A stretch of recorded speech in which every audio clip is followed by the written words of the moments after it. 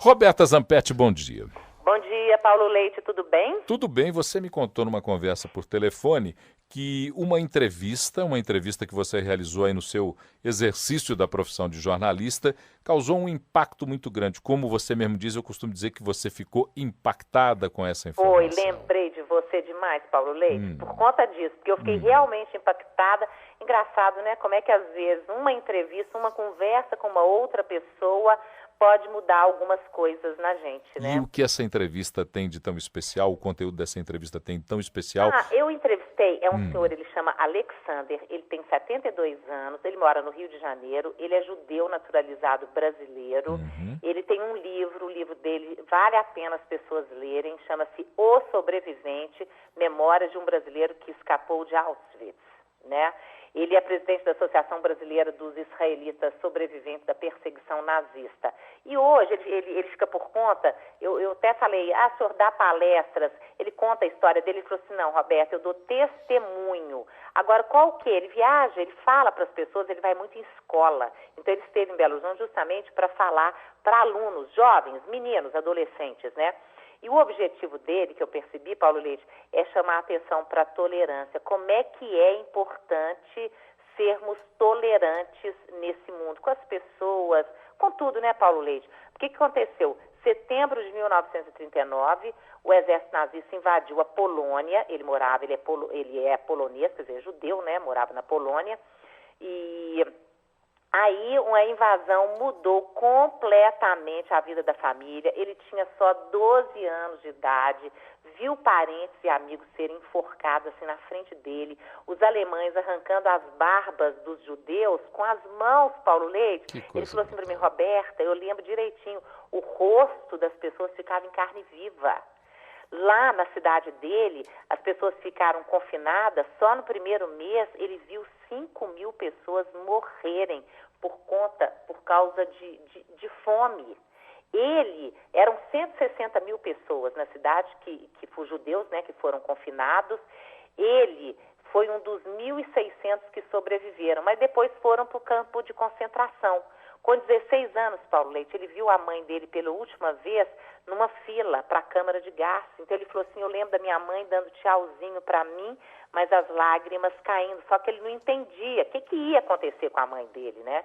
Depois ele viu o pai dele também morrer na marcha da morte. Eles andavam quilômetros na neve só com pijama.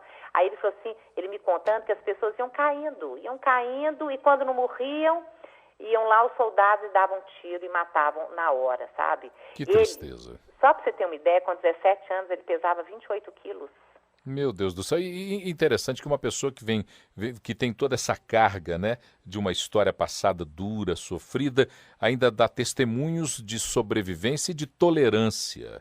Agora a gente vê que é muito trauma. O que eu percebi, que ele me contou isso tudo e que ele fala muito, é uma forma de jogar para fora, né, Paulo Leite? À medida que você compartilha com as outras pessoas a sua história, parece que dá um alívio, não é? Você vai julgando assim. Então, assim, é muito triste, sabe? Ele até me contou, porque eu perguntei para ele, o que ficou dessa experiência toda, né? Ele falou assim, olha, Roberta, primeiro, não poder dizer à minha mãe que eu a amava muito. Não tive essa oportunidade, porque desde os 12 anos, 13 anos, foi para o campo de concentração, né? A mãe dele morreu, ele tinha 16 anos, né? A fome, ele falou assim, a gente não sabe o que é fome, nós reclamamos. Não é tão comum, Paulo Leite, a gente chegar na casa da gente e falar assim, nossa, de novo essa comida? Sabe? Então, assim, depois que eu entrevistei, eu nunca mais reclamei da comida da minha casa, Paulo. Eu posso comer a mesma coisa 3 dias. Não estou jogando nada fora, porque às vezes a gente desperdiça, joga muita coisa fora, né, Paulo Leite? Que é um absurdo, a gente não deveria fazer isso, mas às vezes a gente faz. Mas eu não estou fazendo mais e estou achando, assim, tudo uma maravilha, porque o que ele fala com tanto sentimento, você fala assim, meu Deus do céu, como é que eu não estou prestando atenção na vida, né?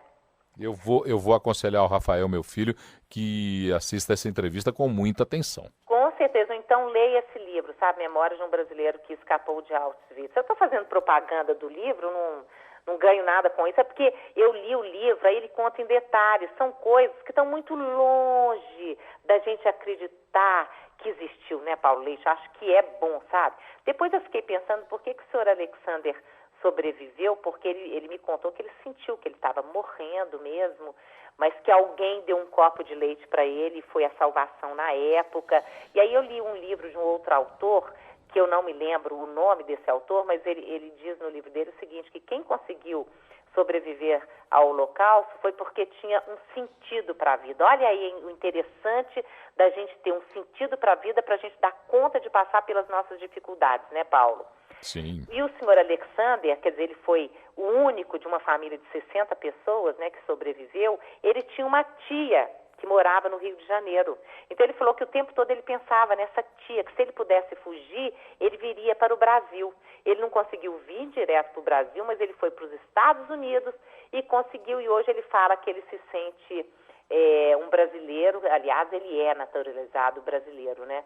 Então é isso, é uma história que eu queria compartilhar com vocês para a gente pensar, né, gente, como é que a gente está, o que que a gente está valorizando na vida, né, Paulo Leite? Tá aí Roberta Zampetti, jornalista que conversa conosco sobre bem-estar e que, a partir de uma entrevista que realizou com um sobrevivente dos campos de concentração nazistas, faz uma reflexão de como a gente pode simplificar e viver melhor. Com certeza, é isso aí, Paulo. Um dia maravilhoso para você e para os nossos ouvintes também. Para você também, Roberta, super abraço. Beijo. Beijo, tchau.